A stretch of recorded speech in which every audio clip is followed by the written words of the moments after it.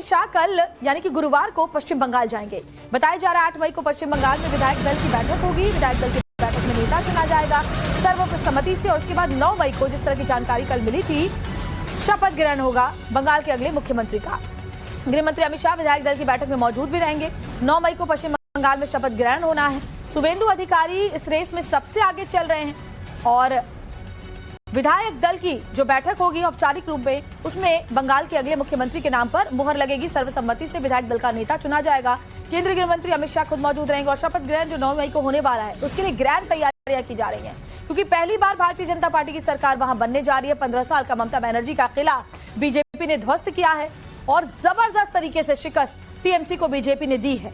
और ऐसे में खुद प्रधानमंत्री नरेंद्र मोदी भी ये कह चुके थे चुनावी प्रचार के दौरान कि मैं शपथ ग्रहण के लिए ही अब आऊंगा सीधे, और यही होने जा रहा है। प्रधानमंत्री भी वहां पर पहुंचेंगे और इसके अलावा तमाम जो एनडीए शासित राज्य हैं, बीजेपी के मुख्यमंत्री हैं, वो सब भी इसमें शामिल होंगे। एक तरह का एक शक्ति प्रदर्शन भी आप देखेंगे बंगाल में और ममता बनर्जी के लिए एक बहुत बड़ा संदेश भी भारतीय जनता पार्टी यहां से देगी। तो आपको बड़ी खबर बता रहे हैं, जहां बंगाल में बीजेपी विधायक दल की बैठक 8 मई को होने वाली है। गृह मंत्री भी उस बैठक में शामिल रहेंगे और वहां विधायक दल का नेता चुना जाएगा और फिर सर्वसम्मति से जिसे नेता चुना जाएगा वही 9 मई को मुख्यमंत्री पद की शपथ लेगा। और सबसे आगे जो नाम है और चर्चा में जो एकमात्र नाम है, यूं भी कहा जा सकता है, वो है शुभेंदु अधिकारी का, क्योंकि उन्होंने पिछले विधानसभा चुनाव में नंदीग्राम से ममता बनर्जी को शिकस्त दी थी। इस बार भवानीपुर, जो कि दीदी का गढ़ है, वहां से ममता बनर्जी को भारी अंतर से हराया है। और पिछले 5 सालों में, पिछले विधानसभा चुनाव से लेकर इस बार के विधानसभा चुनाव तक, शुभेंदु अधिकारी ने जी जान से मेहनत की है, जी तोड़ मेहनत की है, ग्राउंड लेवल पर काम किया है।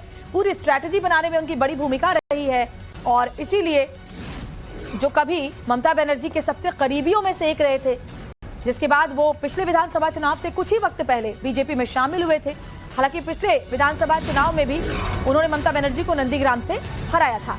एक बड़ी खबर यह भी है कि बंगाल में आज बीजेपी नेताओं की एक बैठक होने वाली है। दोपहर 3 बजे ये बैठक होने वाली है। बीजेपी के जो चुने हुए विधायक हैं, जिन्होंने जीत हासिल की है इस बार, वो आपस में बैठक करेंगे। दोपहर 3 बजे बीजेपी दफ्तर में ये कोलकाता में बैठक होने वाली है और उसके बाद 8 तारीख को बीजेपी विधायक दल के नेता का चुनाव होगा, जिसके बाद 9 मई को शपथ ग्रहण समारोह होगा।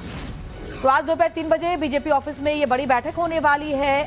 बंगाल में अब आगे की रणनीति और साथ ही साथ बड़ी बात है कि नई सरकार का गठन होना है और पहली मर्तबा बीजेपी सरकार का गठन पश्चिम बंगाल में होना है। ऐसे में मुख्यमंत्री कौन होगा, बाकी किसे किसे क्या जिम्मेदारी दी जाएगी, कौन कौन से वो बड़े चेहरे होंगे, उन तमाम बातों पर अब चर्चा का दौर गर्म है। कौन कौन से विभाग किसे मिलेंगे, अब ये तमाम कवायद शुरू हो चुकी है और इसी को लेकर के इस बड़ी जीत के बाद जाहिर तौर पर एक औपचारिक सेलिब्रेशन भी होगा, एक दूसरे को बधाई दी जाएगी। हालांकि जैसे ही 4 मई को नतीजे आए थे, जबरदस्त जश्न हमने देखा था दिल्ली में भी बीजेपी मुख्यालय में और साथ ही कोलकाता की सड़कों पर भी भारतीय जनता पार्टी के तमाम नेता कार्यकर्ता और चुने हुए विधायक, उनके समर्थक जश्न में डूब गए थे।